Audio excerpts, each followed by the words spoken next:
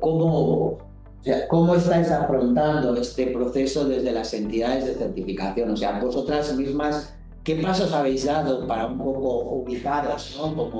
Como con ese periodo de transición y qué habéis tenido que preparar para luego ayudar, porque también ayudáis, ¿verdad?, a vuestras entidades certificadas a hacer esa transición. Pues explícanos un poco cuál ha sido este proceso de cambio por parte vuestra y en qué condiciones podéis ayudar, ¿no?, a las entidades. Muchas gracias, Paco. Buenas tardes y... Ay, perdón, sí, antes de nada, que no se me olvida, se está grabando la sesión, ¿eh? Y os vamos a poner luego la grabación a disposición de todos los asistentes, ¿no? Gonzalo, esa presentación que os vamos a presentar también os la vamos a poner a vuestra disposición. Y nuestra gerente Bárbara me ha dicho, sobre todo, si queréis un certificado de asistencia, por favor enviad un correo a secretaría@asociacioncompliance.com para que os manden ese certificado. Si no nos lo pedís, no os lo enviaremos. Y por último, vamos a dejar los últimos minutos, nos queda con Gonzalo, para las preguntas que queráis hacer. Así que los últimos 10-15 minutos abriremos a que nos enviéis todas las preguntas que yo vea en los mensajes del chat, os las pasaré a Gonzalo para que os las vaya respondiendo. Si tuviéramos muchas, le pasaríamos las preguntas a Gonzalo para que luego nos las respondiera todas y os lo hiciéramos Eva, ¿vale? Dicho esto, perdona Gonzalo, bienvenido. Un placer tenerte con nosotros. Igualmente, muchas gracias, Paco. Siempre es un placer estar en ASCOM y que nos permitáis llegar a todos, porque yo creo que es una cuestión muy interesante a la hora de transmitir cómo va a ser el proceso de transición para todas las organizaciones que se quieran certificar y las que están certificadas. Sobre todo para estas últimas, que son las que ya han iniciado y son para las que los tiempos empiezan a correr, desde que se certifica la norma, ¿no? Me preguntabas un poco cómo hemos abordado este proceso de transición. Pues es importante señalar que nosotros participamos del Comité de las Normas, estuvimos con las otras dos entidades que están acreditadas por ENAC y participamos en esa evaluación de los requisitos de la norma UNED 19601. Ya empezamos un poco a ver cuáles son la evolución que ha tenido las normas. Estamos hablando de un periodo de casi 8 años en los que el compliance estaba iniciando en sus inicios y hemos tenido un recorrido que nos ha permitido a todas las entidades de certificación y sobre todo a nuestros clientes ir aprendiendo. Al final, yo creo que son dos normas que están muy bien redactadas, pero hacía falta una actualización y uno de los temas clave ha sido la armonización internacional con otras normas, ¿no? Por ejemplo, la ISO 37301, que es el paradigma que empezó ya siendo la 19600 y que estableció las bases de lo que ha sido ahora toda la certificación en compliance, ¿no? Entonces, es un buen momento para hacer esa reflexión y haber introducido normas que poco a poco vamos a ir desgranando a lo largo del webinar. Nosotros, todo el plan de transición, hay que distinguir las dos organizaciones, instituciones que lo promueven, ¿no? Siempre es ENAC. Nosotros, como acreditados con ENAC, es ENAC el que nos va a marcar el paso de cómo tenemos que hacer la transición, ¿no? Va a ser un poco, luego lo veremos con las distintas fechas, que es muy importante, me repetiré bastante, pero me interesa mucho que queden claras las fechas, ¿no? Y ahí hemos tenido, pues, por un lado, el calendario que ha establecido desde la publicación en abril de 2025 se publica la 19601 y ENAC saca ya su plan de transición. Allí básicamente nos dice qué tenemos que hacer y cómo tenemos que abordar esa transición con todos nuestros clientes. Nos da ciertos plazos para que nosotros consigamos ese anexo de acreditación, de ahí el título de este webinar, y luego unas pautas para ir acomodando los procesos de certificación de nuestros clientes a su ciclo, actualizando conforme a los requisitos de la nueva normativa. Un punto muy importante es, para todas las organizaciones que se quieran certificar, por lo menos desde EQA, ya todas las ofertas que salen van a ser conforme a la nueva norma, ¿no? Al texto de la nueva norma, todos los requisitos de cualquiera de las dos. Es decir, que todas las organizaciones que puedan estar pensando en obtener durante este año la certificación de 19601 o 37001, o que nosotros siempre recomendamos la integración de las dos, porque la mayoría de los requisitos son comunes, aunque hoy veremos cuáles han sido los cambios. Y las normas han sido distintas, los abordaremos en detalle. Pues básicamente que tengáis la certeza de que ya vamos a empezar a certificar con la versión 2025. Y luego, para todas las demás, yo creo que va a ser un webinar muy práctico para que tengáis claro cómo nosotros estamos o vamos a auditar esos cambios. Y yo creo que es más enriquecedor que, por ejemplo, ponernos a detallar uno a uno todos los cambios de norma, que al final desde QA ya hemos hecho un par de webinars de estos. Os invito también a que os apuntéis porque haremos seguramente antes de verano 1 o 2 sobre los principales requisitos, pero esto pretende ser un webinar más práctico, ¿no? Sí, más de comprender las ideas clave, ¿no? O sea, nos quedamos con la idea de que a día de hoy las entidades que quieran acceder de nuevo a la certificación ya están afrontando la certificación conforme a las versiones revisadas del 2025 y que lo que sí que hay es una especie de periodo de transición para aquellas que están certificadas con el estándar anterior y que tienen que transicionar. Que yo creo que estas, a lo mejor me salto un poco el esquema, pero ya sabes que yo ¿no? Sí. Creo que estas tienen que hacer una especie de certificación de transición, ¿no? O sea, los que ya tienen un certificado conforme, por ejemplo, en la UNE 2017, no tienen que volverse a certificar de todo, sino que tienen que hacer una certificación de transición, ¿no? Más o menos explícanos, porque a veces las organizaciones, incluso las que están certificadas, muchas veces todo este, digamos, mecanismo de gestión interna de ISO, los estándares, las entidades no lo acaban de entender. Así, para los dummies, ¿no? ¿Cómo podemos entender qué significa esa certificación de transición y cuáles son un poco los plazos que tenéis para los que ya tienen el certificado? ¿Qué tienen, aunque luego entremos un poco más en detalle, qué tienen que preparar y cuál sería un poco el plazo? Efectivamente. Bueno, antes no sé si lo he matizado. Existe, por un lado, el plan de transición que ha puesto en acta la 19601 y luego el plan de transición para 37001 que también lo ha puesto en acta, pero ha dado de IADC ha sido la que ha puesto los plazos, que luego los veremos porque ahí sí que hay una disparidad en cuanto a las fechas de caducidad que se recortan respecto a 37001 y, bueno, dan 2 meses más de plazo en 19. Eso creo que hemos preparado una slide. Tenemos una slide. Si quieres, compartimos la presentación. Cuando tú quieras, yo te la compartimos y a lo mejor ahí. Y además así vais viendo un poco pues cuáles son los temas que vamos a abordar y voy a intentar llegar. Y, como bien decía Paco, tendréis esta presentación con una diapositiva adicional que es una recomendación que tenemos del plan de acción, de lo que creemos que es importante que tengáis. En esta presentación no lo hemos incluido, pero en la que os vamos a enviar sí. Muy bien. Pues ahí pongo yo la presentación, creo que ahora ya la estáis viendo, la tenéis ahí en pantalla y yo creo que por aquí, Gonzalo, a ver, vale, pues por aquí la podemos ir viendo si quieres. Sí, si dejas el ratón. Os decía... Sí, cuidado. Tiene papinazo. Es un trampa, es un trampa. Yo creo que si tienes un papel más liso, yo creo. Sí, yo creo que el blanco no lo lee bien, ¿eh? Pero bueno. No, sí, aquí me voy a manejar mejor. Muy bien. Vale, pues este es el contenido que os decíamos, ahora lo desarrollaremos, ¿no? Vamos a ir un poco viendo primero lo que son los motivos de la actualización, luego el anexo, el calendario, es muy importante y me detendré bastante en el calendario, que es justo lo que me estabas preguntando, y luego el enfoque práctico en las auditorías. Por ir directamente. Esta es la pregunta que me hacías, ¿no? Todas las entidades que estén certificadas todas las entidades que estén certificadas van a tener que hacer una auditoría de transición. Esto quiere decir que ellos tienen su certificado conforme a la norma, a la versión 2017 y para tener la versión 2025 tienen que hacer una auditoría y hasta que no pasen esa auditoría no van a tener el certificado actualizado. ¿Qué pasa? Pues que hay puntos muy importantes, ¿no?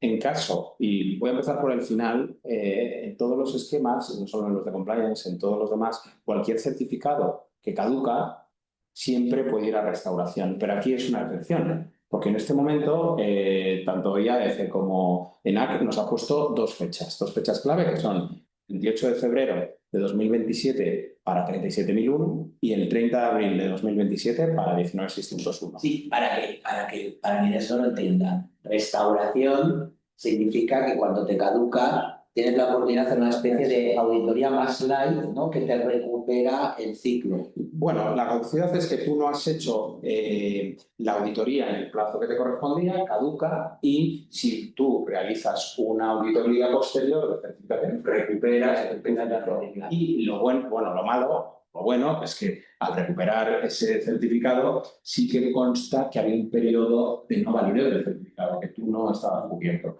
Esto es importante de cara a la exoneración o todos los procesos judiciales que puedan tener, es importante. Pero en este caso no va a haber restauración, es decir, las fechas que decimos... Sí, esa fecha se han dado por... Hay que iniciar, ¿no? Bueno, hay que hacer un nuevo proceso, pero esa certificación que tenías muere ahí.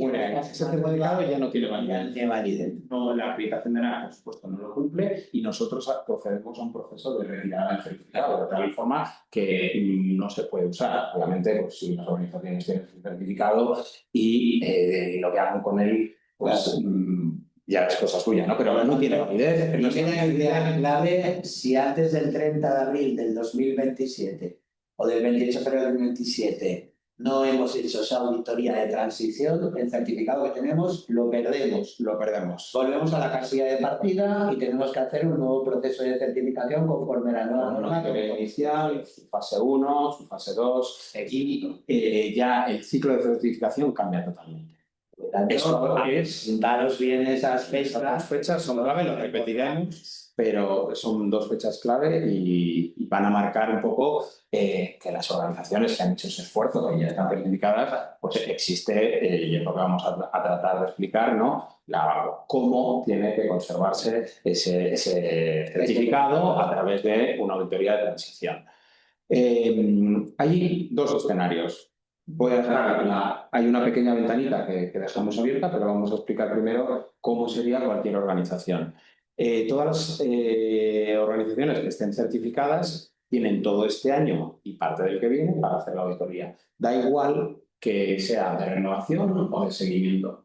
Además, después de todos los requisitos, hemos integrado en nuestro proceso de certificación estos nuevos requisitos sin tener que incrementar los tiempos de auditoría. O sea, que si tú tienes tu actualización, tu auditoría de mantenimiento, de revisión en julio de ese año, ya habéis introducido ahí los elementos de esta auditoría de efectivamente tiene que planificarse con el gestor, hay que comunicárselo y decir que efectivamente la organización entiende los requisitos y que se va a hacer esa auditoría de transición. En la planificación que nosotros hacemos de todas las auditorías, nuestros gestores confirman que el sistema está preparado y en la auditoría se hace un nuevo plan un plan de auditoría respecto a esos requisitos.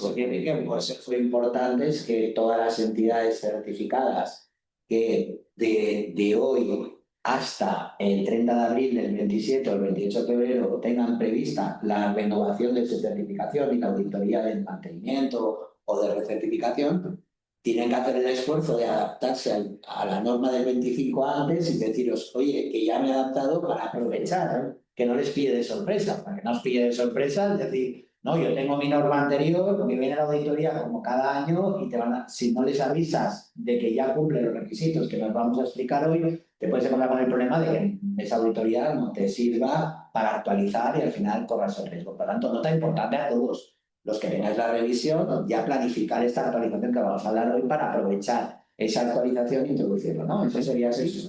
Es importante que sepáis que no solo son nuestros clientes de QA, esas fechas son para cualquiera certificado acreditado por ENAC. Los datos son iguales para todo el mundo porque vienen de ENAC y por lo tanto cualquier día de certificación los tienen que cumplir. Los tienen que cumplir y si no, pues ENAC procede a la retirada del certificado y ya no es válido. Es importante, y voy a pasar la diapositiva porque tenemos un calendario que va a ser muy gráfico y lo vas a ver muy bien, ¿no? Para la 19.601. Los plazos que nos ha marcado, bueno, como veis, se publica en abril, el 23 de abril. Nosotros, antes del 1 de septiembre de 2026, teníamos que tener ya toda la documentación. Obviamente ya lo tenemos nuestro anexo de acreditación y ya podemos hacer todas las auditorías de certificación con los nuevos requisitos. esta fecha es importante, el 30 de octubre de 2026. Nosotros ahora, hasta el 30 de octubre, podemos hacer auditorías de renovación, lo que se llama la recertificación. Es decir, que si tú no has hecho el seguimiento 2 y te toca la recertificación, lo puedes hacer antes del 30 de octubre y no vas a perder tu ciclo de certificación. Pero tienes el problema que ya en la siguiente te habrá caducado. Entonces, es importante tener claro estas fechas. Nosotros, tanto, como os decía, tanto en recertificación como en seguimientos, podemos hacer la auditoría de transición. Necesitamos que nos comuniquéis previamente, efectivamente estáis preparados y nosotros procedemos a hacer esas auditorías de transición. También, en el caso de, vamos a ver, que tienes, por ejemplo, vamos a poner fechas límite, has hecho ya tu auditoría y no te va a dar tiempo a hacerla antes de la fecha de caducidad, porque estamos en mayo, las podría hacer. Si estamos hablando de una entidad de 37.001, pues si es en marzo no te daría tiempo.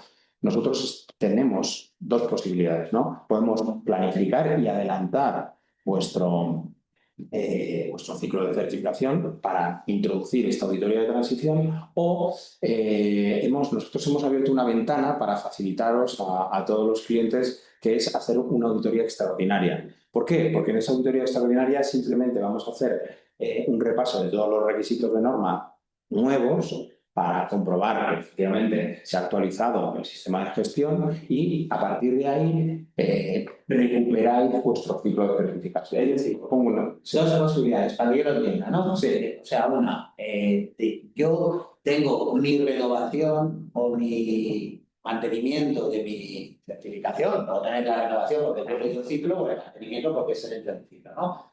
Por ejemplo, de 37.001. Sí. Lo tengo antes de febrero del año 2027.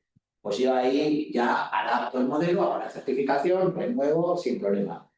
Si ahora, por ejemplo, estoy viendo este webinar y digo, ojo, pues si yo tengo mi renovación de 37.001 en abril del 27, claro, ya me va fuera de plazo. Entonces os puedo decir, oye, venid a hacerme una actualización, una auditoría específica de los puntos que tengo que actualizar la norma, solo eso, ahí actualizo y en abril del 27 ya hago mi renovación normal. Exacto. Vale. Con la auditoría de transición, lo importante es que una vez que se hace la auditoría de transición, se recupera la fecha del ciclo. Claro, o sea, ya recupero la estabilidad, no va a ser las que marcábamos. O sea, ahora mismo todos los certificados que nosotros estamos pasando por nuestro comité están teniendo una fecha de caducidad conforme a lo que establecen aquí, porque caduca el certificado. Entonces, si nosotros lo validamos, porque fijaros que en todos los comités estamos poniendo la fecha de caducidad, no que poníais conforme a la obtención inicial del certificado, sino conforme a estas fechas que nos han marcado en aquí. Los certificados caducan, de hecho es uno de los puntos clave que estamos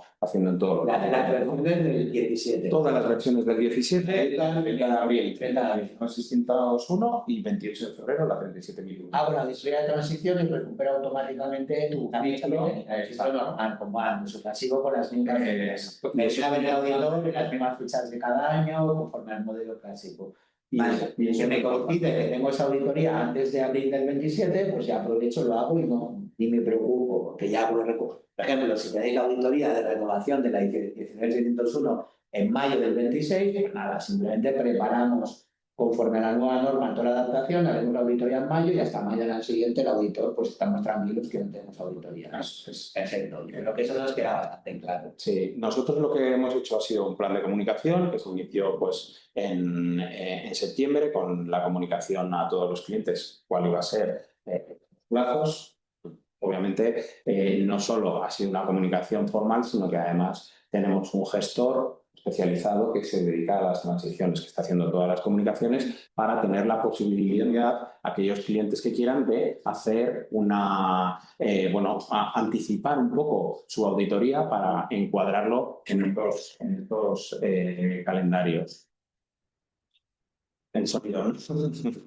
Aquí parece que el público se queja de que no se oye bien. Bueno, levantar un poquito más. Bueno, también yo creo que son los rayos y los truenos que están cayendo aquí al lado, porque no sé si lo oís, pero la verdad es que es una cosa espectacular. Sí. Ha sido una odisea llegar. Sí, sí, eso. Meto un inciso y pido disculpas porque en parte ha sido porque he tardado un poco más de lo normal en llegar. No, no, pero la verdad es que llevamos una tarde de aquellas tormentosas, Sí, sí. ¿no? De familia Adams. Sí. Pues retomando lo que os decía, tenemos todo el plan de comunicación hecho y nosotros a todos nuestros clientes pues les ofrecemos ese punto. También existe para aquellas otras organizaciones que están con cualquier entidad acreditada, también tienen la posibilidad de hacerlo a través de un transfer. Es decir, nosotros entre las entidades que estamos acreditadas por ENAC, tú puedes mantener siempre tu ciclo de certificación, aunque no estés con la misma entidad de certificación. Es decir, nosotros hacemos una auditoría de transfer, que se llama, y en esa auditoría de transfer, primero transferimos el certificado tal cual lo emitió la entidad de certificación y luego tenemos la posibilidad de hacer la auditoría de transición. Eso también es otra de las tres posibilidades que hay, ¿no? Claro, esto es importante que entendamos porque a veces el mundo de la elaboración de la conformidad cuesta un poco de entender. Porque vosotros estáis muy cómodos, pero para los usuarios a veces suena un poco críptico, ¿no? Claro, al final, fijaros, y aquí permitidme que me salga un poco el profesor, ¿no? Pero al final nos buscamos la evaluación de la conformidad porque es la forma que tenemos de demostrar que cada día nuestro sistema es eficaz.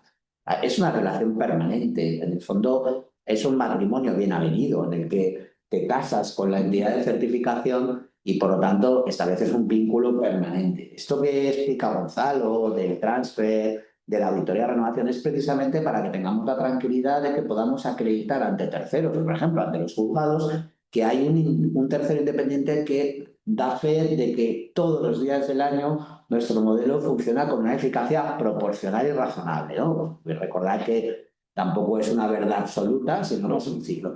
Claro, cuando hablas de transfer, lo que significa que son procedimientos que os garantizan que aunque cambies de entidad de certificación, sigues teniendo la tranquilidad que puedes demostrar que todos los días del año mantienes esa evaluación de la conformidad, que el paraguas CENAR genera la confianza de que si tú, por ejemplo, una entidad dice, pues estoy con esta entidad de certificación y quiero pasar a ECUA, lo hacemos con un procedimiento que ni un solo día del ciclo no están, digamos, cubiertos por esa certificación, ¿no? Es así, ¿no? Así es. De tal forma que es que lo que hace ENAC es poner una tabla rasa a todas las entidades de certificación con un nivel de exigencia bastante elevado a todas las que queramos optar por estar acreditadas y que permita que esos requisitos de cumplimiento de cada norma pues, se ejecuten con unas garantías, con un mínimo de evidencias, con registros suficientes, porque al final es lo que dices, ¿no? Un sistema de gestión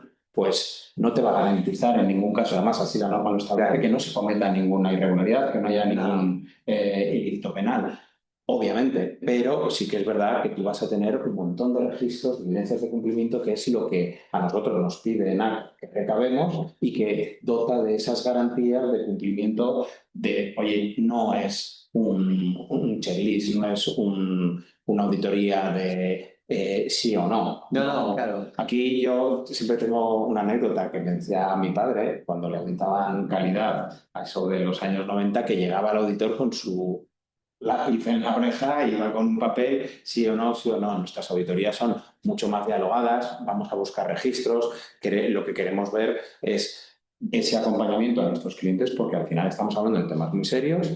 Por eso siempre contamos con una confidencialidad muy, muy sólida y garantizada por contrato y lo que hacemos es un acompañamiento, ¿no? Nosotros tenemos que entender cómo la organización ha decidido cumplir cada uno de los requisitos de norma y eso al final pues dota de garantías ante cualquier proceso que tú puedas tener, ¿no? O sea, que estamos hablando de la solidez de nuestros certificados con cualquiera de las entidades acreditadas. Claro, eso me parece súper interesante que se entienda cómo la acreditación, precisamente uno de los elementos de valor que tiene, es que al final es un paraguas que hace que incluso intercambiando entidades de certificación, mientras sean acreditadas, esa homogeneidad te da la tranquilidad, ¿no? De que al final tu modelo mantiene un grado de eficacia proporcional, razonable, con un enfoque basado en riesgos, pero que al final es esa generación de confianza, ¿no? Por eso creo que es bueno explicar estas cosas, ¿no? Porque si no, no se entiende, dirán, joder, qué pesados con esto de la transición y tal. Pues sí, oye, pues me saco el certificado otra vez porque es un papel. No, no, no es un papel, es esa idea de que todos los días del año,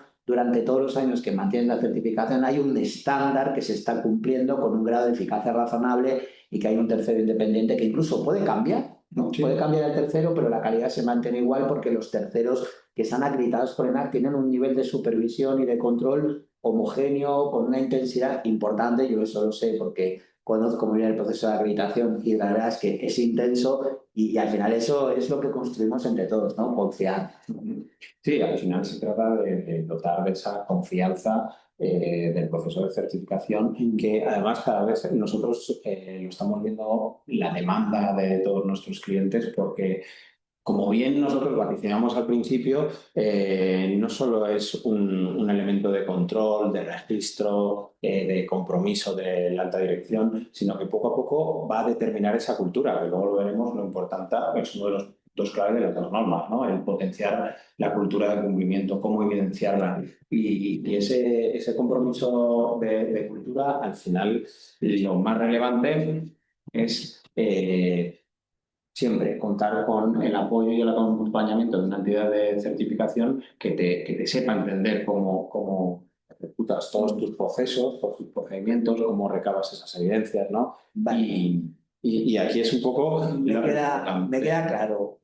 Yo creo que ya los tenemos en el punto que decir, bueno, ¿qué tengo que hacer? ¿No? Ya, a ver, que quede claro, por alguna pregunta que veo por el chat, aunque he dicho que contestaremos las preguntas al final, pero ya veo alguna. O sea, las fechas son fechas para tener los deberes hechos y las auditorías hechas. Es decir, que os quede bien claro que en febrero y en abril del 27 para cada una de las normas ya tenéis que haber pasado la auditoría. No es, ay, que llega febrero, me voy a poner a pedir. No, no, no. Ahora es cuando hay que pasar. Por eso hemos montado el webinar ahora y no en febrero. Si no, lo hubiésemos montado en febrero. Que os quede claro, eso queda así. Ahora, vamos, Gonzalo, una cosa que yo creo que, salvo que consideres que hay algo importante, yo creo que es ¿qué ha cambiado la norma? ¿Qué ha cambiado, por ejemplo, primero la 37.001? ¿Qué aspectos? Os vuelvo a decir que ya os ha dicho Gonzalo que ellos tienen unos webinars específicos en su web que están montando como mucho más en detalle, ¿no? Más pensados para ya entrar en el requisito punto a punto, en cómo evidenciarlo, una formación más detallada. Hoy estamos un poco haciendo una foto global, pero ¿qué nos ha cambiado la 37.001? ¿Cuáles son los temas?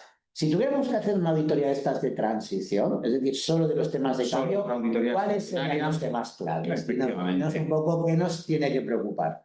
Los temas, bueno, al final hay que tener un plan de acción, luego os lo enviaremos. Esa es la diapositiva extra que no vamos a incluir hoy en nuestra presentación, pero que sí que os enviaremos. Y hay que tener, al final, nuestro sistema de gestión nos ayuda a planificar cómo abordamos todo el cumplimiento de los requisitos, ¿no? Entonces, uno de los puntos clave de la 37.001, por un lado, ha sido el tema de la cultura antisoborno, o sea, se ha querido potenciar que se enfatice mucho las creencias, el compromiso y todo impulsado desde el órgano de gobierno, ¿no? Entonces, uno de los puntos clave es que nosotros en las auditorías esa parte de gobernanza, esa parte de impulsión, hay un compromiso que establece en cuanto a mejora continua y es que tenemos que evaluar como entidad de certificación las acciones concretas que propone el órgano de gobierno para mejorar el sistema. Y eso es una de las preguntas que nosotros vamos a hacer a todos los en cuestiones de 37.001, que vamos a hacer directamente, ¿no? En nuestras entrevistas. Nosotros para evidenciar la cultura. Otro de los puntos que es más del enfoque que se ha hecho de la formación respecto, muy vinculado a la cultura, pues la formación y la concienciación. Nosotros hacemos entrevistas por un lado de cultura, para ver, porque cómo evalúas la cultura en una auditoría, pues al final es mucho el compromiso que tú ves del órgano de compliance, ya sea antisoborno o penal, y luego pues hablando con los sistemas. A mí me parece súper interesante porque al final es cierto que has dicho que estas normas se armonizan sobre todo en base también a la ISO 37301 y esto Ahora, por ejemplo, permite que haga un spoiler, pero el 20 de mayo tenemos el Congreso de Actividad Empresarial en el Colegio de Abogados de Madrid, que una de las mesas es precisamente sobre normalización, sobre este aspecto a nivel transversal. Y claro, hablábamos de cómo la normalización refleja un poco este cambio en el compliance y el tema cultural, la transformación cultural de la organización es muy importante, ¿no? Yo creo que hay una cosa ahí, a mí me gustaría aprovechar para decir algo. En esas auditorías y cuando preparamos también la certificación, sobre todo que los órganos de dirección no vayan a la entrevista diciendo, sí, sí, el compliance es muy importante, sino que te va a venir Gonzalo y te va a decir, sí, sí, es muy importante, pero ¿usted qué ha hecho? ¿Y qué decisiones ha tomado? ¿Y qué órdenes ha dado? ¿Y qué, no, es eso. Evidencias concretas. Y ahora mismo, antes nosotros ya lo hacíamos en nuestras entrevistas de cultura, pero es que ahora mismo es un requisito. Directamente lo hemos tenido que explicar en nuestros apuntes y todos nuestros auditores van a preguntar acciones concretas, evidencias. Por un lado, en la 37.001 es el órgano de gobierno y en la alta dirección y en el 19.601 es la alta dirección, a los que les tenemos que preguntar sí o sí cuáles son las acciones concretas que se van a implementar para la mejora continua del sistema, para potenciar esa cultura. Cuidado ahí con esas entrevistas que son muy importantes ahora, es uno de los cambios y que además los compliance officers saben que preparar esas entrevistas de la alta dirección del órgano de BCS a veces es un esfuerzo importante que hay que preparar para que recuerden lo que se ha aprobado, lo que no, para que lo tengan ordenado, porque el impacto va a ser muy directo en ellos, ¿no? Otro tema, además, es el conflicto de interés. Se ha modificado y el concepto de la función de compliance antisoborno ahora se ha simplificado, es función antisoborno y se ha introducido en la parte de 37.001 en las definiciones el conflicto de interés, pero no el conflicto de interés como una mera definición, sino que nosotros tenemos que testear en el cliente que traslada a sus empleados que saben lo que es un conflicto de interés, que saben que tienen la obligación de comunicar cualquier conflicto de interés y también tenemos que evidenciar que saben hacerlo. Es decir, que existe un modelo o una forma de comunicación preestablecida para que todos los empleados sepan cómo comunicar esos conflictos de interés. Y esto es clave porque al final el requisito lo establece en la definición de conflictos de interés y nosotros tenemos que evidenciarlo, ¿no? Otro de los puntos importantes, hablamos pues en la formación, lo mismo, nosotros ya estábamos cogiendo evidencias, pero ahora mismo el requisito ha cambiado y tenemos que tener una evaluación de esas medidas formativas conforme a un plan de formación, tenemos que ver que son eficaces, que se han evaluado, ahí entran mucho los famosos test, ¿no? Al final tienes que estar en disposición de demostrar que has formado aquí es una de las cosas que a mí me gusta mucho y se ha introducido también en la 19.601, que es distinta a la formación para aquellos miembros que están más expuestos, que están más vinculados al sistema de gestión que el resto de plantilla, ¿no? La concienciación para todos los empleados, los conflictos de interés para todos los empleados, pero formación específica, en este caso en antisoborno, ser para las posiciones especialmente expuestas, ¿no? Riesgo alto, riesgo superior a bajo. Riesgo superior a bajo, que ya sabéis que hay riesgo bajo y superior a bajo, y por lo tanto ese tratamiento. Y son los que van a tener que demostrar,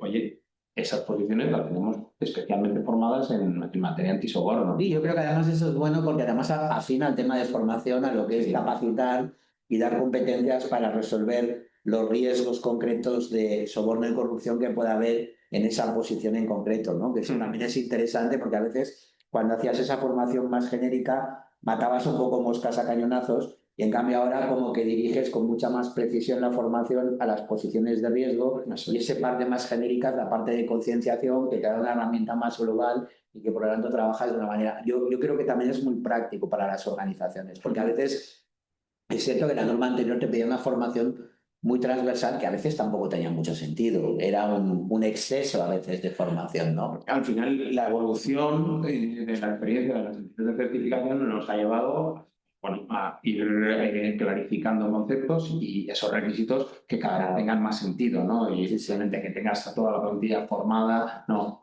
Sí que tienes que tenerles concienciados en lo que es el soborno, la cultura antisoborno, cómo se tiene que proceder.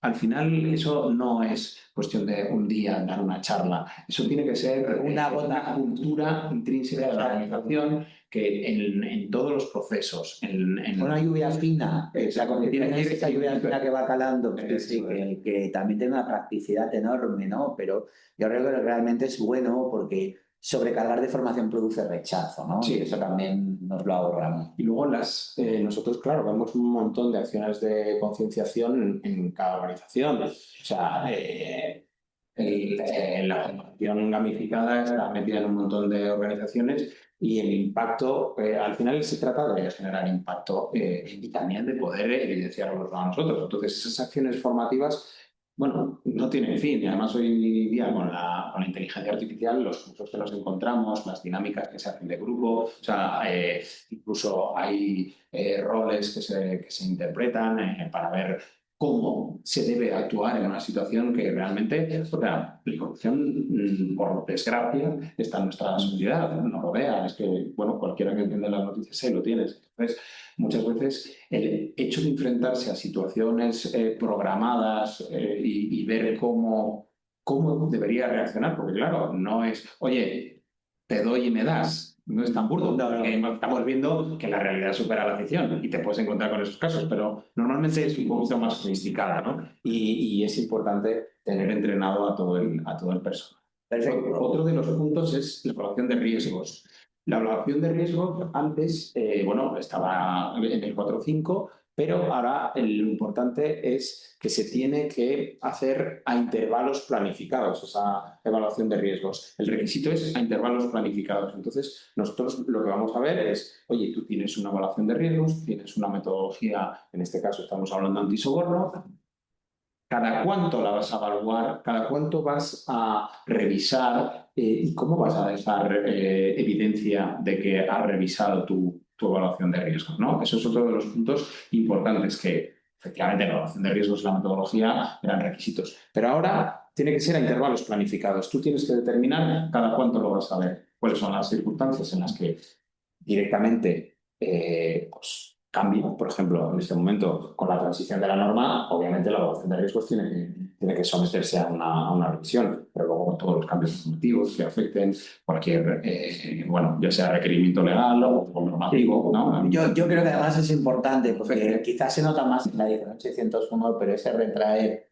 el análisis de riesgos a contexto, ¿no? Al capítulo 4, pues también te permite un poco entender, ¿no? Que esos intervalos planificados no solamente tienen que ver con un ciclo anual más o menos fijo, sino con el contexto de la organización. Las organizaciones en entornos de riesgo más altos tendrán que reevaluar con más frecuencia y organizaciones en entornos de riesgo más relajados o de menos peligro, de menos riesgo, podrán periodificar la reevaluación sistemática de manera un poquito más relajada, ¿no? Y eso también es bueno porque conecta con esa idea de proporcionalidad, ¿no? Yo creo que son esos elementos que dan la practicidad a la norma, que al final no es igual para todo el mundo. La norma sí, pero la aplicación es como muy proporcional a cada caso, ¿no? Efectivamente, además la norma, si lo leéis, no está hecho para solo las grandes multinacionales. O sea, te dice específicamente que está hecho para cualquier tipo de organización. Entonces, el cumplimiento de los requisitos es para todas, pero claro, no es lo mismo los recursos que tienes que tener. Claro, Una pequeña o la empresa, periodicidad, ¿no? Yo veo veo por las preguntas, tengo algunos de mis queridos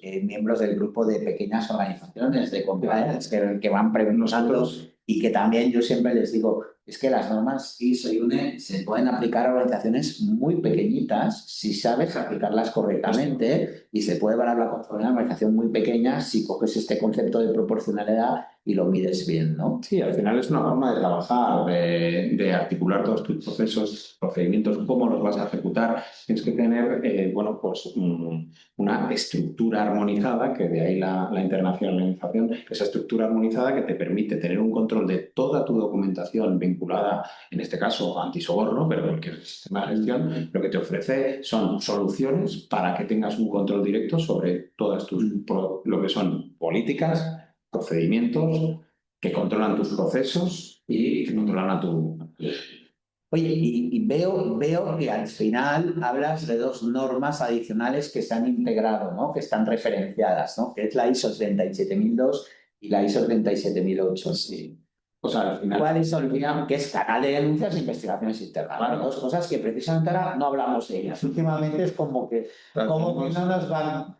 ¿Qué podemos hablar de En esta abril parte? hemos tenido todo el follón de la autoridad Sí. de protección al informante, o sea, claro, todo esto... Bueno, si solo fuera en abril, pero no. Bueno, es que ha sido cuando se ha publicado, claro, oye, ¿cómo lo comunico? Nosotros teníamos también un montón de... Pero... Y a nivel de consultoría, nos consta que nosotros mantenemos con muchos consultores, como bien sabéis, tenemos muy buena relación, porque antes de que lleguemos nosotros están ellos haciendo preparando trabajo para preparar las organizaciones. Algunas deciden prepararse solas y otras prefieren no dedicar tanto tiempo y contar con asesoramiento externo. Entonces, claro, en el 2017 no contábamos, había que comunicar, había que establecer medios. La única referencia un poco más directa eran los canales de comunicación interno que existían con prevención de blanqueo de capitales. Era obligatorio por ley, ¿no? Sí. Claro, exacto, el 26 bis que te decía que tenías que tener un canal que te permita comunicar operaciones sospechosas de blanqueo de capitales. Y era poco más o menos lo que había. Claro, había un desarrollo primero con la Ley de Protección al Informante del 23 y luego con las distintas normas. Hablamos de la 37.002, que es importante que no es certificable. Nos lo han pedido. Sí, Exacto, hay que distinguir. Pero la pregunta es, cuando transicionemos a 37.001, cuando desarrollemos nuestro canal de denuncias, ¿tenemos que alinearlo con la 37.002? ¿O es una recomendación o es una obligación de la norma? Claro, es un poco lo que estaba explicando. Eso hay que distinguir siempre en las normas de certificación, las que son requisitos, que son certificables, y las que son recomendaciones. En este caso son recomendaciones. Nosotros, en el caso de la certificación de la 37.001, lo que vamos a evaluar, igual que en 19.601, son los requisitos legales, los que te exige la norma 37.001. La 37.001 y la ley 2/2023. Eso es lo que evaluamos. Pero nosotros tenemos un complemento y es que con la 37.002 se puede emitir una declaración de verificación. ¿No? Y no es un certificado, es una declaración de verificación en la que decimos, oye, ¿cuál es tu grado de cumplimiento, de compromiso con esas recomendaciones de la 37.002? Ajá. O sea, es que la familia... sí. Bueno, de hecho, yo creo que está creciendo la 37.002, que es una norma que permite, no es, como ha dicho Gonzalo, no es certificable, pero para aquellos que no la conozcáis, es una norma que permite implementar en las organizaciones sistemas de comunicación de denuncias y de protección a los informantes. Yo creo que es una norma que, por ejemplo, en el año 23 muchos consultores, yo por ejemplo la he utilizado en aquel momento para rellenar los huecos que la ley 223 no te rellenaba, y al no tener una autoridad, no tener la recomendación como ahora, claro, al final reflejaba las mejores prácticas internacionales en la materia, ¿no? Entonces, si vosotros, por ejemplo, yo soy una entidad, ¿no? Tengo 37.001, me certifico con vosotros en este momento y tengo el diseño de mi sistema de información para la prevención del soborno alineado con la 37.002, vosotros, sin que sean requisitos de la 37.001, sí que haréis una manifestación de hasta qué grado estoy dentro del ajuste de ese sistema. Sí, lo que pasa es que hay que distinguir entre el cumplimiento de requisitos, como te decía, la posibilidad de obtener o sea, no en todos los casos vamos a emitir una declaración, porque no en todos los casos se cumple. Se cumpla, pero si hemos diseñado nuestro modelo pensando en 37.002, tendremos el adicional de que, sin ser una certificación de 37.002, pero sí que diréis, hombre, de las buenas prácticas que recomienda la 37.002, aquí hay un grado de aproximación muy alto, por lo cual al final es un elemento adicional de valor del certificado que genera más confianza, ¿no? Y que también nos ayuda un poco a saber dónde estamos en el estándar internacional, ¿no? Sí. Pues está muy bien. Sí. Pero como decías, que claro, antes, cuando se publica la 37.001, estábamos un poco en pañales en canales de comunicación. Y también hemos ido aprendiendo, es verdad que viene desde el 2023, pero también ha sido paulatino, muy exigente para las grandes organizaciones, y luego ya se fue aterrizando a las de menos de 50. Claro. Y veo otra cosa, que alguno de nosotros estará mirando la pantalla, viendo ese slide y dice debajo, ISO TS 37.008. Ahí, explícales, tú que lo sabes mejor que yo todavía, ¿qué es eso? Y igual que hemos hablado de 37.002, cuando evaluáis 37.001, llegáis al punto de investigaciones internas, ¿qué pasa con este que esto es una especificación técnica, no es una norma, ¿verdad? Claro, Explícales. os decía que, bueno, están creciendo todo el ISO. Nosotros estamos en el comité en el 165, que además... Nos suspendieron la reunión de ayer, Eso es. al 22 de mayo. Sí. Efectivamente, de hecho, a mí me ha venido especialmente bien. A mí también.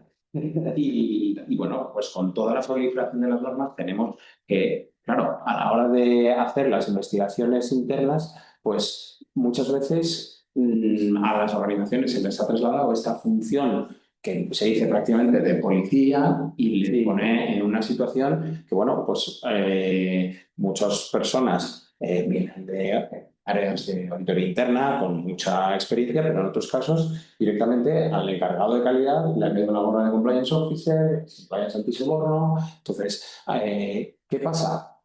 Que tienes que tener herramientas, ¿no? Entonces, a la hora bueno, ejecutar todas estas investigaciones, porque dependiendo tu ámbito, tu contexto, te vas a meter en una serie de actividades y muchas veces no sabes cómo llegar a los hechos. Los hechos te llegan a través de tu canal de denuncias y tienes que investigar. Pero muchas veces vas a ciegas, no sabes cómo. No, y además necesitas la ley 2223, cuidado, que es un tipo de investigación muy específica, con unos requisitos muy concretos. Hay que tener muchísimo cuidado con las investigaciones que te llegan por el canal, de saber, sobre todo esa fase en la que ya se han vivido en el triaje. Yo ahí aprovecho para advertir a todos los que estáis conectados, muchísimo cuidado con ese proceso de investigación, porque al final ahí os han, digamos, privatizado la función del fiscal y de la policía dentro de la empresa sin pagaros nada a cambio. O sea, es una privatización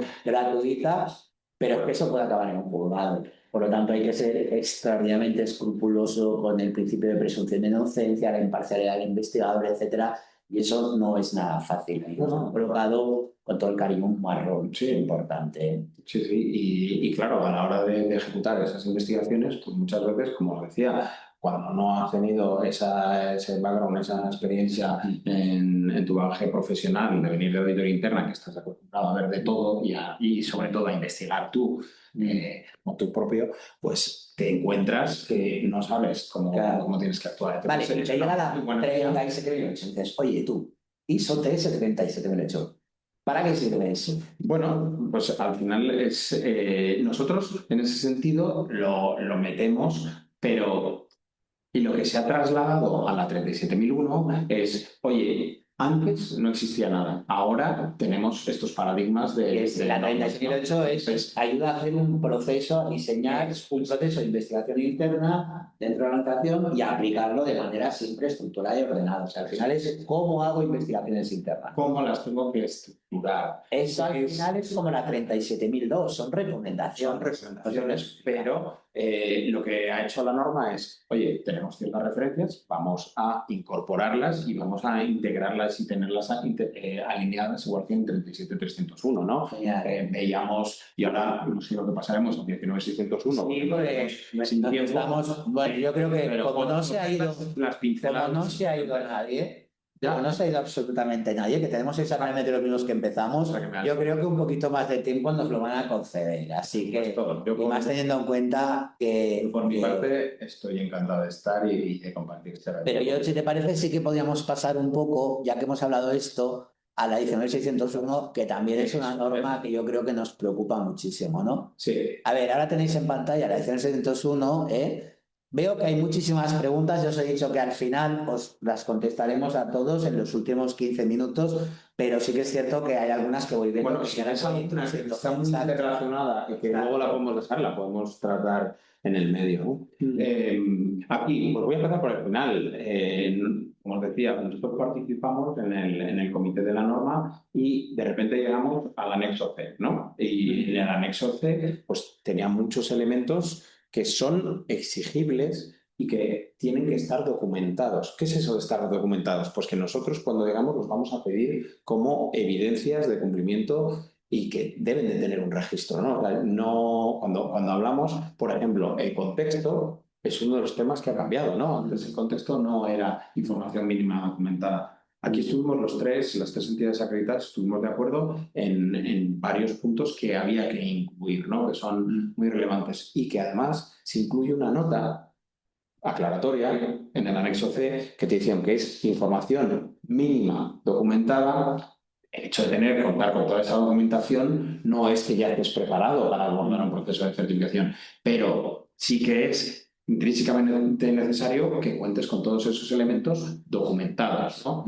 Otra de las cosas importantes, pues, bueno, ahora mismo pues, no me lo sé de memoria, pero hay por lo menos todo el tema de no conformidades que se detecten. Es muy importante tenerlo documentado. Nosotros, cuando hacemos las auditorías, a nuestros clientes les enviamos un modelo para... Porque claro, es muy lenguaje ISO, pero cuando hay no conformidades, tienen que tener un plan de acción. Esto es algo que les cuesta muchísimo de entender a las organizaciones que han entrado. Pero claro, es porque yo creo que el compliance es una puerta de entrada a la normalización muy especial. Muchas empresas que nunca en su vida han tenido una norma, por ejemplo, de calidad, de pronto han afrontado la norma de compliance y todo ese lenguaje, digamos, más ISO, como por ejemplo el plan de acciones correctivas y cómo documentarlo, pues se les va mucho de su estándar de documentación habitual, ¿no? Creo que eso es importante Sí, que entiendan. y ese pack no solo es el que os vamos a exigir con las no conformidades que nosotros detectamos. Ese pack, ese plan de acciones correctivas lo tenéis que tener respecto a todas las verificaciones internas, al punto 9 de la norma. Es que al final, lo que sí que aquí, queridos amigos que estáis en pantalla, consejo, o sea, el plan de acciones correctivas es una herramienta tuya porque al final lo que te exige es decir, bueno, ¿qué ha pasado? ¿Por qué ha pasado? ¿Y cómo lo corrijo? Pero al final eso es un proceso de mejora. Es decir, no es una obligación para que este señor que es un pesado venga a pedirte el pack y le tengas que dar el pack. Sino que vámonos a pesar. no, pero joder, ya está aquí Gonzalo con el puñetero pack. Vamos a estar. No, es más bien una herramienta que tenemos nosotros como organización que cuando aprendemos a usarla y dices, oye tú, pues esto del pack funciona, porque al final es un paro. ¿Qué ha pasado? ¿Por qué ha pasado? ¿Cuál ha sido la famosa causa raíz? Que también cuando le dices lo de la causa raíz... de causa. Sí, es fundamental. Claro, y cómo lo corrijo y qué plan hago para corregirlo y cómo mido que lo he corregido y me quedo tranquilo, ¿no? Pero al final, en el fondo, es lo que todos hacemos cuando tenemos un problema, nos ha pasado algo, nos sentamos tranquilamente, pues con un café o con una cerveza, a pensar, bueno, ha pasado esto, dices, bueno, ¿qué ha pasado? ¿Por qué ha pasado? ¿Cómo lo arreglo y cómo me quedo tranquilo, ¿no? Pues es eso, ¿no? Entonces, cuidado con lo del par, que no es para ellos, es para nosotros, ¿no? Y tiene que estar bien documentado. Sí. Una de las diferencias, pues muchas veces nos preguntan, oye, es que me pones aquí acción reparadora y acción correctiva. Pues hombre, es importante siempre tener eso, el análisis de causas, como decía, y un plan de acciones correctivas que contempla todo esto, ¿no?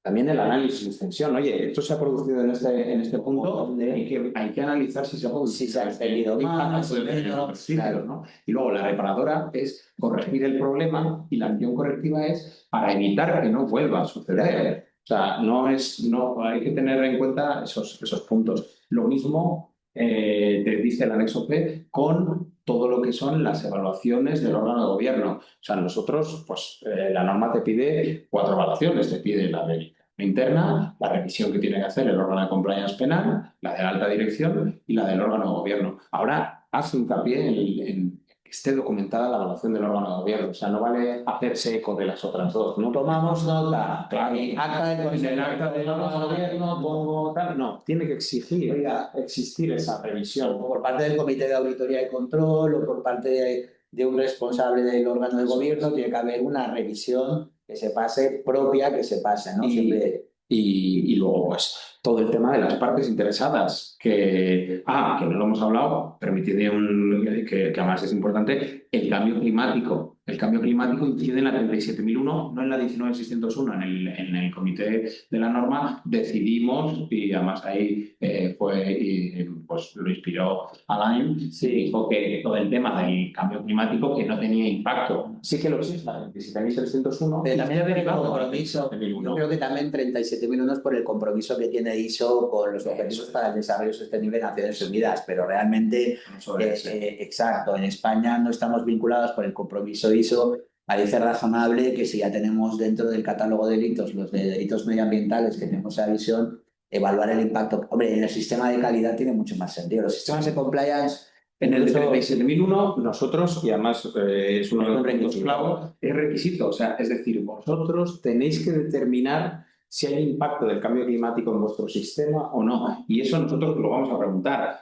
sí o no, pero tiene que estar documentado y nosotros tenemos que ver que habéis tratado el tema y cómo lo habéis Podemos aplicado. hacer un webinar de varias horas más sobre cómo justificamos el impacto del cambio climático en los sistemas anticorrupción. Sí. Es un tema que Pero que es un pondremos una conformidad respecto a claro, si no lo hemos evaluado. simplemente es pronunciarse sobre el impacto del cambio climático en nuestro sistema de gestión y en nuestras partes interesadas. En las partes interesadas también va a tener impacto. Es que esto se me había olvidado y yo creo que es muy importante que lo tengáis en cuenta porque es una cuestión que a efectos pues parece que es muy liviana y que a lo mejor que tiene que ver el soborno con el cambio climático, pero va a incidir, ¿no? Muy bien. Pues si quieres, vamos avanzando en otros También, temas. sí, vemos si quieres un par de tips de estos importantes que yo creo que van a ser los que van a llevar a, oye, a no conformidades, cambios que se han producido en la norma. De la lista, a mí lo que me parece súper interesante también es que al final 19601 ha alineado el estándar al estándar de gobernanza de 37.301 y por tanto todo lo que es los requisitos de órgano de gobierno o de compliance penal, alta dirección y sobre todo los requisitos del encuadre de la gobernanza del sistema de compliance, esto ha cambiado, ¿verdad? Sí. Si tuvieras que decir, oye, estamos aquí en la norma del 17 y vamos a la del 25, ¿cuáles serían las claves para ti de las 3 o 4 cosas claves que se tienen que llevar hoy, sobre todo para venir luego a ese webinar que montáis en Equa ya más concreto y profundizar en el tema? Sí, uno de los temas que ya lo hemos comentado es el tema de la concienciación y la formación. O sea, el hecho de, en esta norma es cuando realmente se disgregan los dos temas y aparece lo que es la información y la concienciación. Otro de los puntos clave es la planificación de los cambios, que aquí no lo hemos puesto, pero que es muy relevante y es uno de los puntos nuevos del 6.3 creo que es. Sí. La planificación de los cambios. Tenemos que tener cuáles son, al final lo que decíamos, un sistema de gestión nos ayuda a trabajar. Si vamos a cambiar algo que impacte en nuestro sistema de gestión, tenemos que planificarlo. Antes de ejecutarlo, vamos a planificar. Tenemos que tener los motivos, el por qué y el para qué hacemos cambios. Tenemos que tener, oye, qué recursos vamos a asignar, tanto personales como financieros. Vamos a tener que tener un plan de acción de esos cambios, cómo los vamos a llevar a cabo y luego cómo los vamos a medir, esa eficacia de los cambios. Es un punto crítico que además os invito a que lo miréis en la norma y para que cualquier cambio que impacte en el sistema os lo vamos a preguntar. Siempre lo preguntábamos, nosotros ya antes, los cambios a futuro del sistema siempre era una cuestión, pero es que ahora ya no es una pregunta que te haga ECUA, ahora es un requisito de norma, ¿no? O sea, que cualquier entidad te lo va a decir. Un tema clave en la política de compliance penal. Hay que introducir una frase clave que es que no se tolera cualquier conducta perjudicial. O sea, eso, lo veréis en el texto de la norma, debe figurar en la política. Y nosotros tenemos un checklist de los requisitos de la norma sobre el punto 7 de la política de compliance penal y vamos a incidir en ese punto, ¿no? Oye, ¿está o no está? Y debe estar esa frase, ¿no? Más temas importantes. Las cláusulas contractuales. Las cláusulas contractuales aparecen en el anexo y van a ser exigibles a los socios de negocio. A los socios de negocio en dos sentidos. Por un lado, oye, debemos tener una cláusula en la que comuniquemos la posibilidad de ver cómo están abordando todos los temas relativos a compliance penal y decir incluso que les podemos auditar.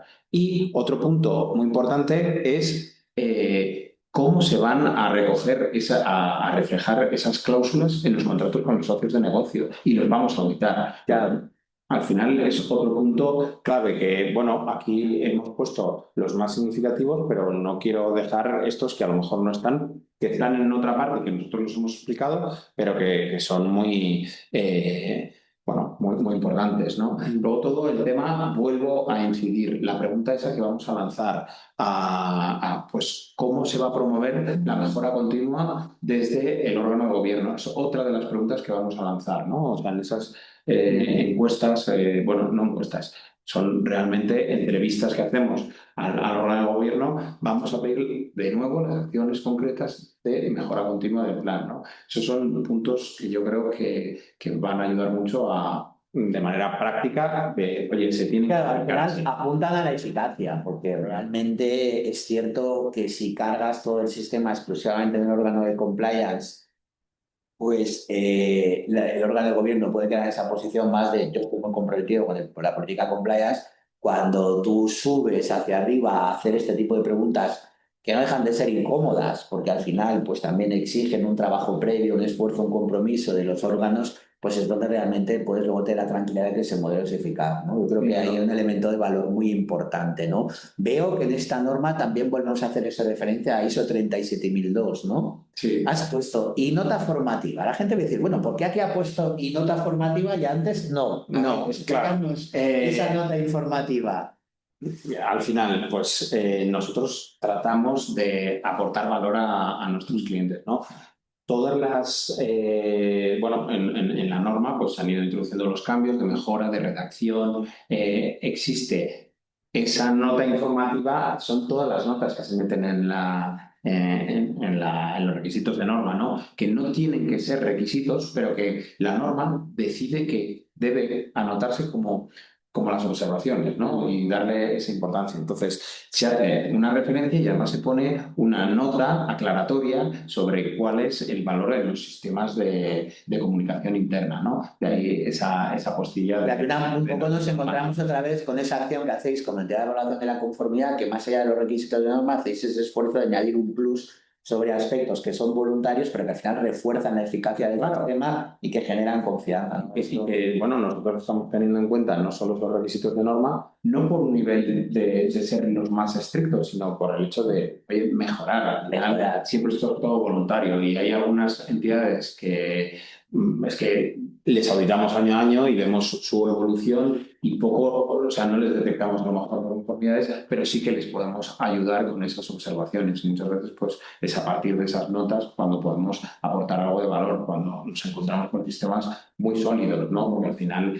date cuenta que algunos ya habían arrancado de sistemas de cumplimiento antes de todo esto. Claro. Entidades financieras, reguladas, ya contaban con sistemas que no eran sistemas de gestión, que les ha ayudado mucho, pero que eran ya muy sólidos, ¿no? No, realmente es muy interesante el cambio que se va produciendo, como desde antes de la UNI 601, pues estamos en unos modelos como muy de cumplimiento normativo, ya la 13601 introduce un modelo de sistema de gestión, como en muy pocos años hemos pasado a elementos de cultura. Hay otro aspecto que tengo en el slide que te quiero preguntar, porque yo creo que es uno de los elementos de más debate hoy en día en el compliance y que además en las normas salen todas, ¿no? Es el apartado de la gobernanza del compliance penal, ¿no? Este tema de la gobernanza, o sea, ¿qué vais a mirar en cuanto a la gobernanza del compliance penal? Claro. ¿Qué os preocupa y qué demuestra la organización? Ha habido un cambio, ¿no? Por ejemplo, ya no solo de estructura de la norma, por ejemplo, se ha integrado con la evaluación de riesgos, se cambia, ¿no? Antes estaba en el punto 6, 4, 5, como tienen todas las normas, Claro. La 19601 se ha hecho ese cambio, pero también se ha incluido la parte de la gobernanza. ¿Por qué? Porque al final se quiere dar la importancia de la cultura, ¿no? De que todo proviene del órgano de gobierno y al final la gobernanza recae siempre sobre el órgano de administración, el consejo de administración. Veíamos la importancia de las preguntas que se van a lanzar al órgano de gobierno. Y luego también se ha puntualizado mucho y se ha matizado la función de compliance penal, el órgano de compliance penal.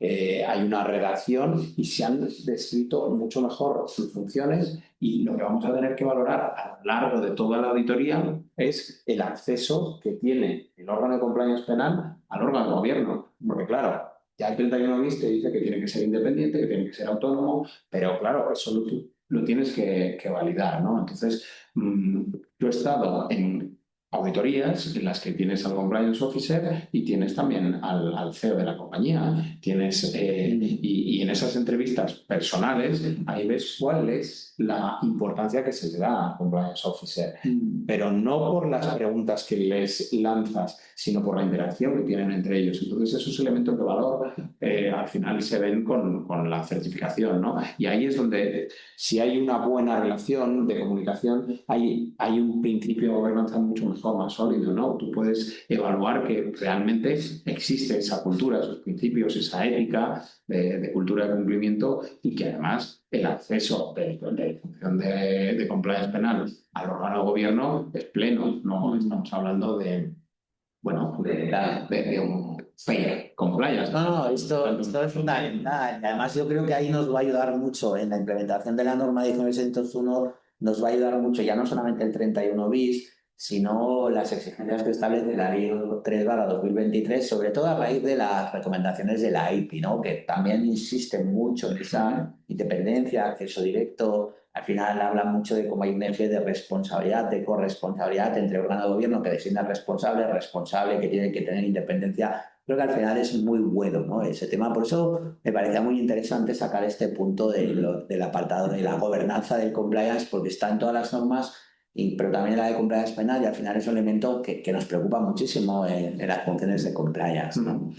Y luego también no quiero dejar de hacer otra vez la mención de la formación, muy importante. O sea, nosotros vamos a recabar evidencias de esa formación, pero que tienen que estar ligadas a un plan de formación previo. Igual que en auditoría se va a exigir que exista ese programa de auditoría interna, ¿no? Son información documentada que vamos a analizar. Se tiene que contar con un plan de formación con el alcance que ahora mismo tiene que definirse conforme a lo que exige la norma. Ya no necesitamos que sea toda la plantilla. Una cosa es la concienciación y otra es la formación. Pero vamos a evaluar el contenido de esas formaciones, vamos a evaluar el alcance, vamos a ver cómo se mide con esos test y, sobre todo, hay que dejar trazabilidad, registros, evidencias de toda la formación y de la concienciación. A mí me gusta mucho esta refuerzo del programa de auditoría interna, ¿no? Y aquí os hago otro spoiler, os recuerdo que en septiembre tenemos ya el curso de auditores de sistemas de gestión, sí, que EQUA y AENOR y TUB, que son asociados nuestros, están contribuyendo a prepararlo. Tenemos ya un montón de gente inscrita, casi estamos a punto de saturar ya la lista. La verdad es que la formación es importante. Pero yo siempre digo que es importante que muchas veces las organizaciones no aprovechan la auditoría interna, porque simplemente esperan a que les caiga y no se dan cuenta de que también es muy importante planificar esa auditoría interna y marcarte objetivos, y que muchas veces el trabajo que haces a lo largo del año de los planes de acciones correctivas, etcétera, es una herramienta fantástica para luego al auditor interno decirle, oye, pues tú eres independiente y planifica tu auditoría, pero para mí son objetivos importantes este y este. Yo creo que es muy bueno que se insista en que la auditoría interna no es un señor que aparece ahí con el lápiz una vez al año, sino que la auditoría interna es nuestra, es parte de nuestro sistema de control interno y que, por lo tanto, exigirle a la auditoría que con independencia, pero ya meterle en su programa, oye, a mí me preocupa esta área, me preocupa este tema, he tenido este plan de acción correctiva, he tenido esto, audítame esto también a ver si lo hemos hecho bien. Es un elemento de valor, claro, que se está perdiendo, ¿no? De ahí la importancia de que esté documentado y de hablábamos, es que los requisitos son para todas las organizaciones. Entonces, claro, es muy cómodo para aquellos grandes departamentos de auditoría interna, que son 4, 5, 10 personas y que trabajan a destajo en un montón de áreas. Claro, esta norma les resulta relativamente cómoda para ellos, ¿no? Y la planificación y crear un programa, pues es mucho más sencillo, ¿no? Porque además, como tienen un ciclo de certificación, cada vez van viendo unos temas, el tema de socios de negocio, el tema de contexto, el tema de riesgos, o sea, se planifican y hacen evaluaciones muy pormenorizadas. Pero es que para las pequeñas también tienen que organizarse, también tienen que decir, oye, ¿y qué voy a valorar de mi sistema de gestión, ¿no? Luego también muy importante el tema de los objetivos, que no lo hemos dicho, el tema de los objetivos tiene que estar documentado y a mí me gusta siempre recordarlo. Nos encontramos muchas veces, pues, entidades que no conocen tanto el mundo de la certificación y que establecen objetivos que realmente son requisitos. Por ejemplo, el típico con la formación, formar a toda la plantilla en materia de compliance penal. Pues, hombre, es que eso es un requisito de norma. A mí no me vale que me pongas como objetivo, pero sí que es verdad que también tienes que tener un seguimiento de los objetivos, unos indicadores como los cuales, cuál es el objetivo, cómo lo vas a desarrollar y también tienes que medirlo, tienes que saber en qué porcentaje se está cumpliendo. Entonces, es muy importante planificar todo, contar con un programa de auditoría interna que te diga, oye, ¿qué voy a verificar? ¿No? También existe para esas entidades que son más pequeñas, pues lo que hablábamos, ¿no? Consultoras especializadas en compliance que tú le das y es capaz de hacerte un programa de auditoría para una gran empresa como para una mediana y una pequeña. Claro, claro. Porque es que la proporcionalidad que hablabas antes es muy importante. Muy importante, el enfoque a riesgos, el principio de proporcionalidad, esa idea de la seguridad razonable, ¿no? De buscar un entorno confiable. Pero ahí, por ejemplo, yo siempre insisto, ¿no? O sea, la auditoría interna es parte del sistema de gestión de la organización. Claro. Entonces, los responsables de compliance, nosotros cuando asesoramos a las organizaciones siempre les insistimos, oye, el plan de auditoría interna es una herramienta que tú tienes. Es verdad que el auditor va a tener una absoluta independencia para auditar, pero tú puedes decirle, oye, este año hemos tenido estos componentes del sistema, que ha habido estos cambios, hemos trabajado esto, ha habido esta diferencia, esto mételo en la auditoría este año y él lo evaluará. Pero qué mejor ventaja que tú pedirle a tu auditor interno, que en muchas de estas organizaciones además es un externo, porque no tienes auditoría interna y esto la norma lo permite, pues que te haga esa evaluación independiente de todo lo que has estado haciendo. Cuando luego tú reportas hacia arriba, tienes la tranquilidad de que ya no solamente es un plan de acciones correctiva que has evaluado tú, ¿no? Y supongo que si encima luego eso va a la entidad de evaluación de la conformidad, pues es un doble refuerzo. Exacto, es que además es un elemento de medida del sistema, ¿no? Que además nosotros lo tenemos que auditar, o sea, son requisitos de norma y que vamos a ver cómo se ha ejecutado y vamos a ver, oye, ese tratamiento de las no conformidades que tú has identificado, cómo lo tratas, son puntos muy importantes a la hora de certificarse. Yo creo que el repaso que hemos hecho me quedo con un modelo de norma mucho más maduro. Tú has hablado de los cambios de la SOC, de la documentación de las evidencias, se madura, has hablado de un modelo de gobernanza más maduro, has hablado de una función de compliance que también se ha definido mejor, se ha parido mejor y se ha madurado. Hemos estado hablando, por ejemplo, de cómo la auditoría interna tiene que ser una herramienta del propio órgano de compliance para gestionar.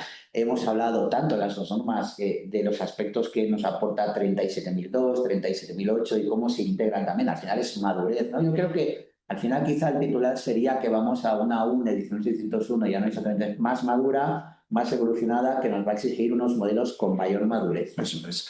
A ver, si hubiéramos conectado la inteligencia artificial, no sé si lo hubiera conseguido también, ¿eh? Porque has hecho un resumen perfecto. Seguramente lo hubiera hecho mejor. No creo. Pero sí que creo que sí, importante que nos quedemos con esas ideas de lo que nosotros vamos a evaluar, que le deis la importancia porque son lo que realmente ha cambiado y lo que vamos a evaluar, ¿no? Y también que os quedéis con las fechas de transición.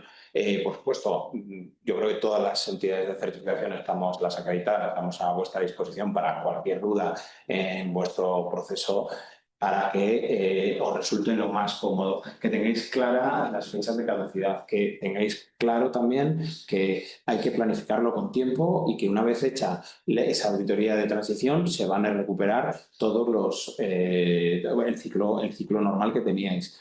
Que existe la posibilidad también de hacer una auditoría extraordinaria en la que evaluamos estos requisitos y tengáis la tranquilidad de volver a recuperar vuestro ciclo de certificación sin la necesidad de ir a una auditoría inicial, ¿no? Eso yo creo que aunque me repita, creo que es muy importante que lo tengáis claro. Los plazos.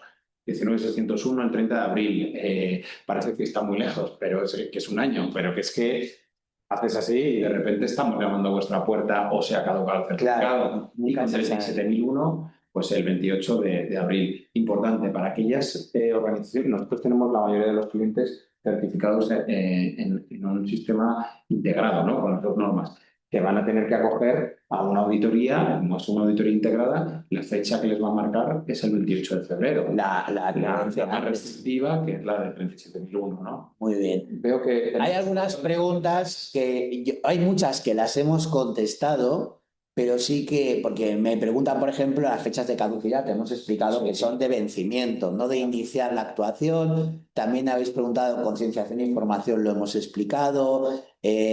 Cómo se demuestra una cultura antisoborno, organización, aparte de brindar capacitaciones, pues ya lo hemos explicado también un poco, todos los elementos.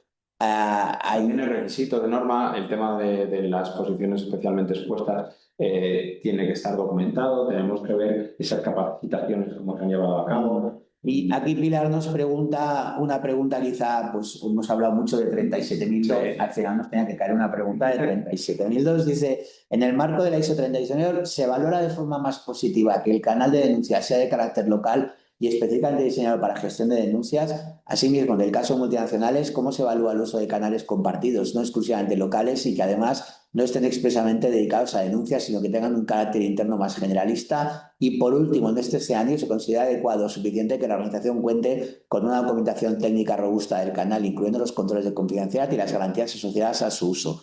Bueno, yo imagino que por el momento en que la ha preguntado se refería en el momento que hablábamos en 37.001, en el contexto de 37.001. Pues claro. nada, ahí tienes una buena pregunta, ¿eh? Sí, Pilar, y gracias. muy bien estructurada, ¿no? Al final, ¿qué vamos a evaluar cuando nosotros vamos a una auditoría, ¿no? Pues claro, nosotros deseamos el canal.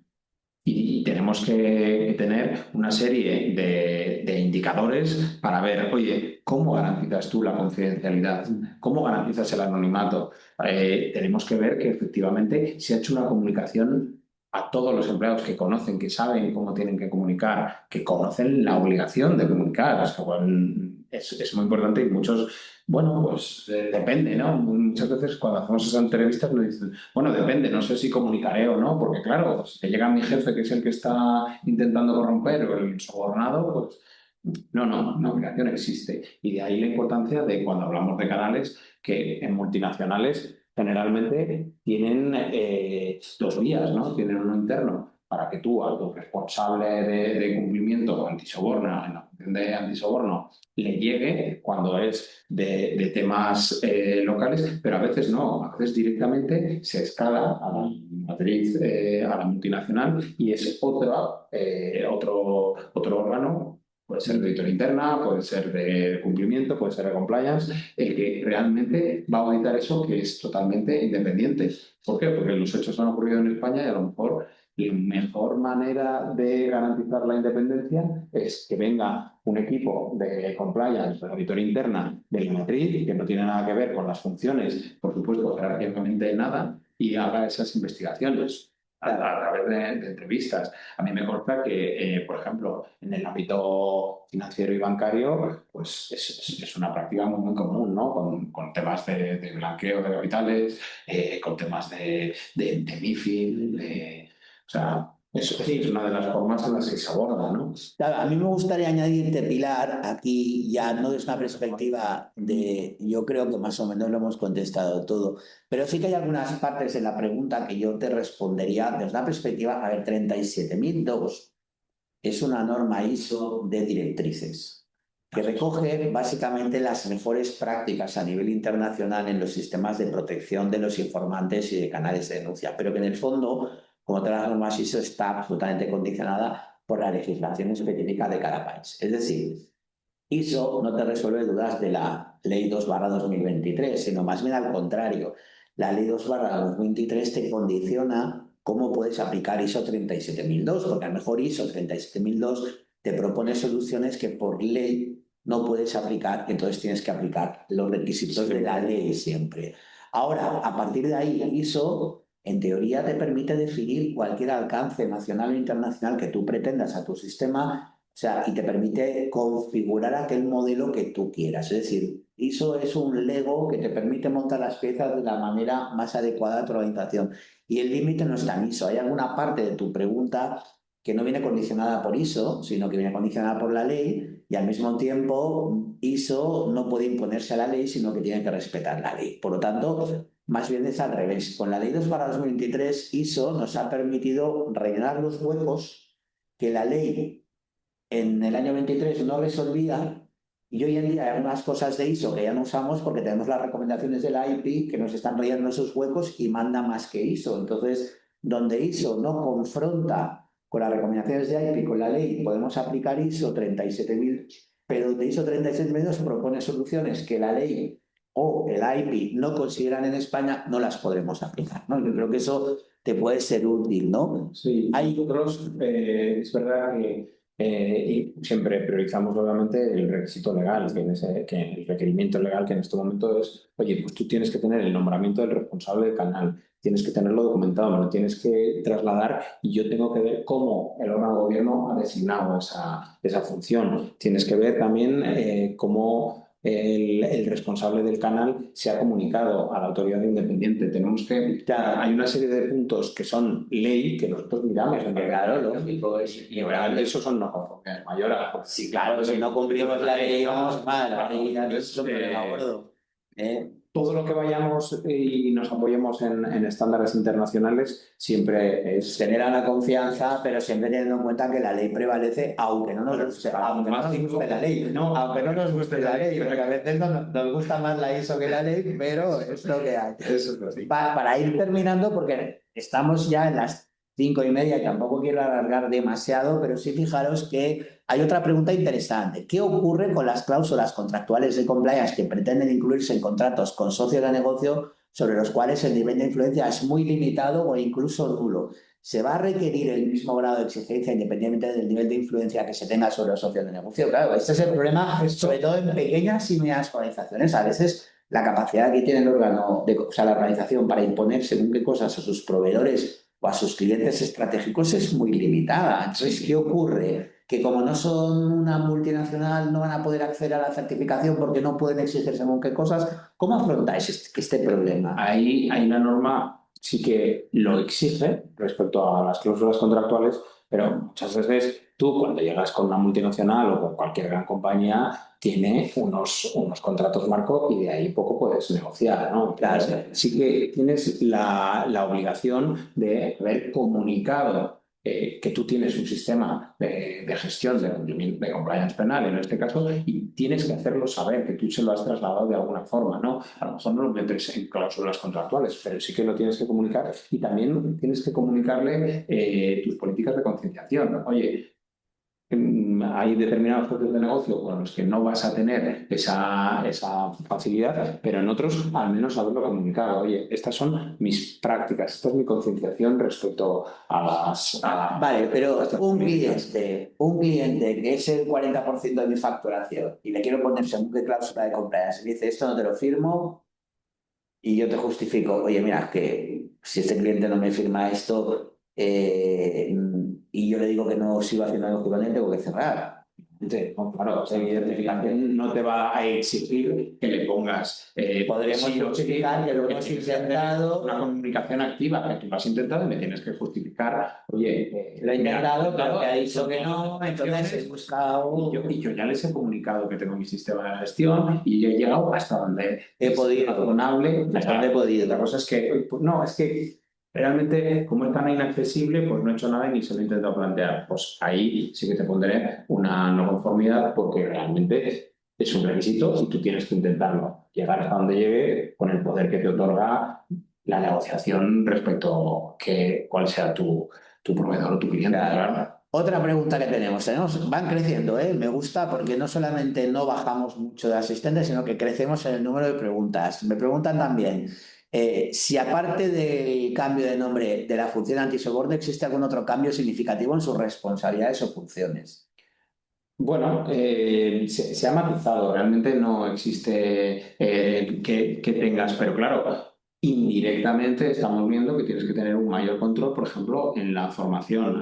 Toda la formación sobre nuestro interlocutor casi siempre en las auditorías es la función antisoborno. En el caso antisoborno, o el compliance officer o el grupo de cumplimiento en compliance penal, ¿no? Entonces, hay funciones que están aunque no estén definidas y hayan cambiado, sí que son intrínsecas a el desempeño de sus tareas, ¿no? Por ejemplo, lo que decíamos de la formación. Luego también veíamos todo el tema de los conflictos de interés, va a recaer sobre ti, ¿no? Sobre la propiedad y todo el tema de la cultura antisoborno también. En el mundo de los conflictos de interés tenemos un estándar que se ha aprobado hace poco también, un estándar ISO sobre gestión de conflictos de intereses, que es una herramienta súper interesante, poco conocida todavía, pero realmente muy útil, ¿no?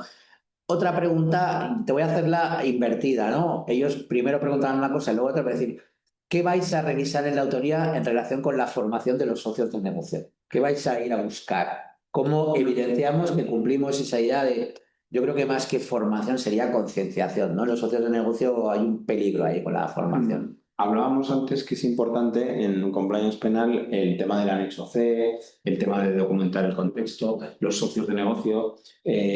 Bueno, pues en la parte de 37.001 existe un requisito que no existe para 19.601 y es relativo a los socios de negocio, que claro, tienes que tenerlos identificados.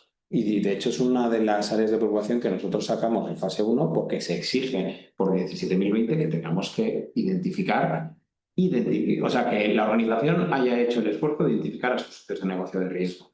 Claro, ahí nos encontramos con un montón de socios de negocio, dependiendo, que son los que se llaman los socios comerciales. Entonces, tú tienes que identificar a tus principales socios de negocio. Y eso es lo que nosotros vamos a evitar. Oye, ¿cuál ha sido primero, tu identificación de los socios de negocio? De evaluación, Evaluación de riesgo, cómo te impacta.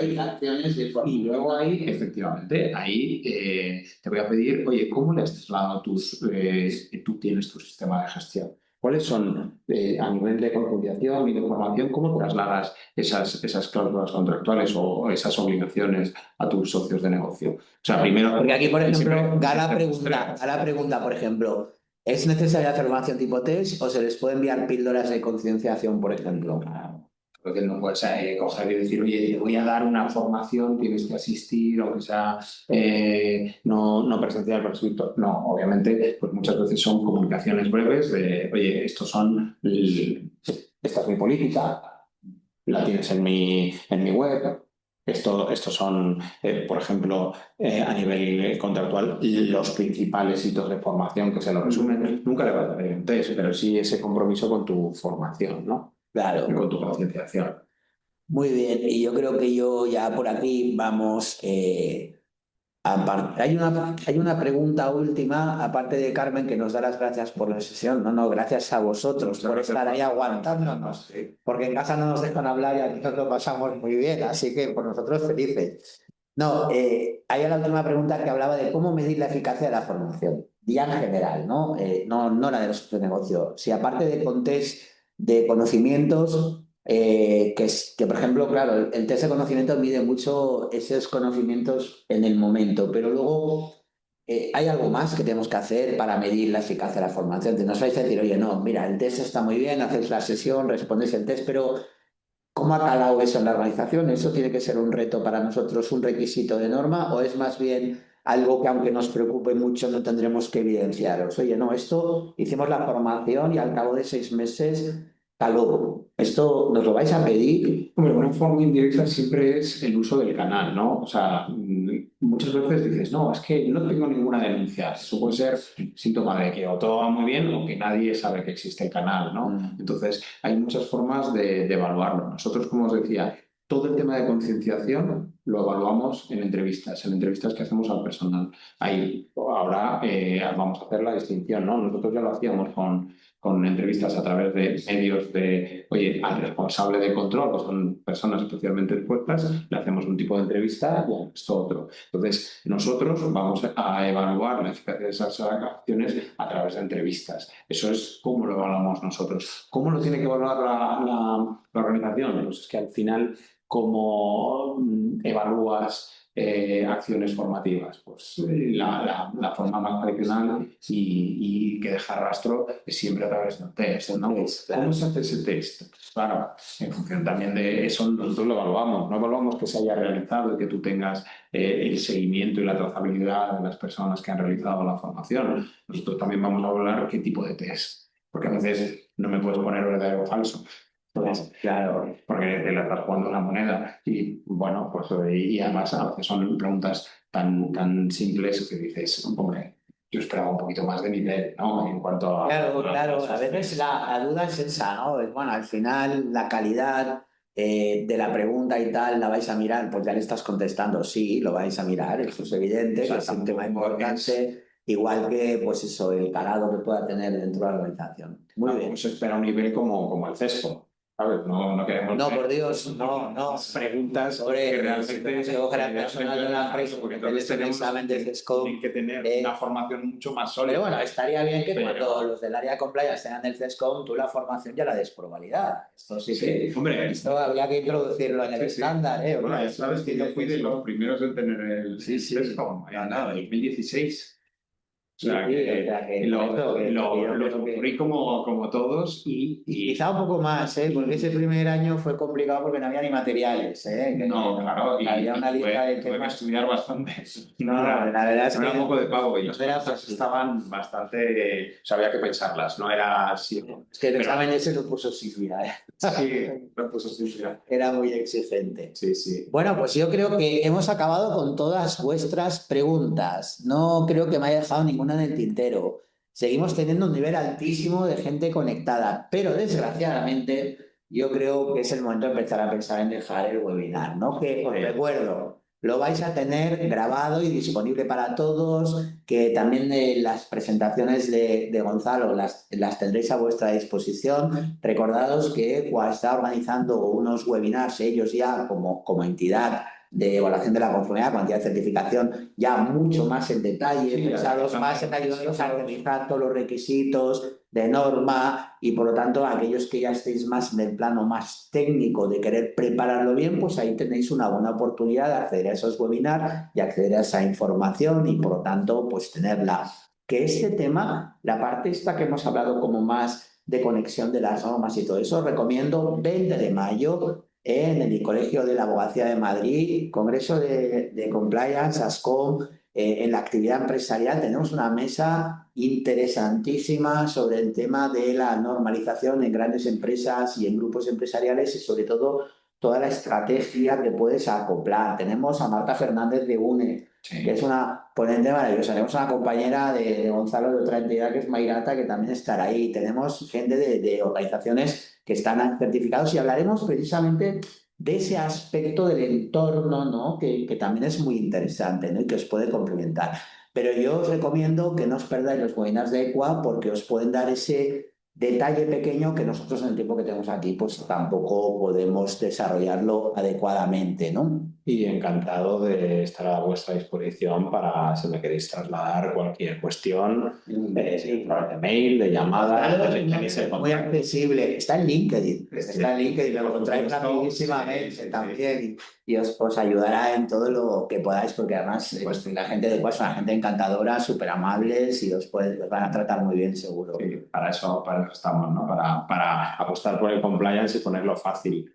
Pues nada más, lo dejamos aquí. Muchísimas gracias. Esperemos que ahora no nos caiga el sol.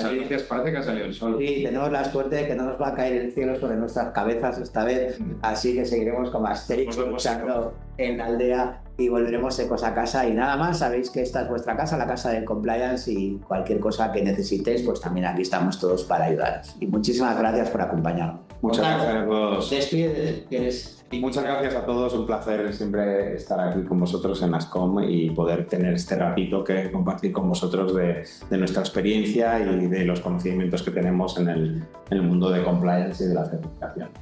Pues, muchas gracias. Muchas gracias a todos. Hasta pronto. Encantado.